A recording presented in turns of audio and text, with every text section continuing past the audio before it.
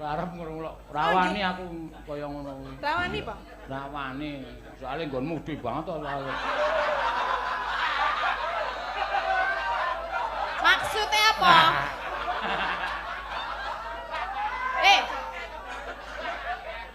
Oh apa? Maksudnya yang gede apa? Cendol dawet iki mau lho. Aku ora dodol dawet kok. Ah tak ukur saka mburi kok 6 kilan. Loh, Kuwi nek dienggo cah cilik ra iso dienggo kathok monyet to kuwi. aku ora dodol dawet lho. Wis gek nembang. Gak, tak urus nek iki. Ora usah diurus. Ora dadak ngilani iki maksudnya piye? Kowe iki lho nek mlaku. Hah? Ora dirasani karo wiyaga-wiyaga. Kowe nek sindene do ning arep do ngetutke nek transite ado kae do ya kok do omong karo Pak, dadi niku lemu banget. Oh, saiki wis. Dukur Pak, rak do rawani. Ame wiyaga kok ngukur sinden nek rawani to. Ah, jenengan wani Pak, wani wae aku dukur.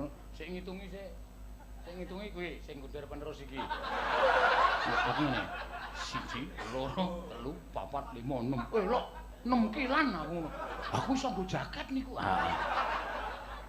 Pengen gawe jaket apa piye? Anu wae tindolen dienggo masker. Iso cukup wong 8. Sing nganggo jenengan ya. Ya?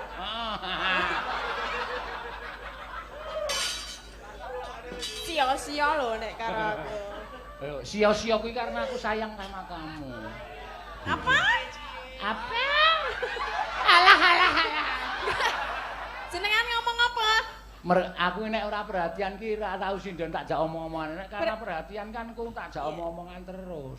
Berarti diam-diam kamu suka ya sama aku?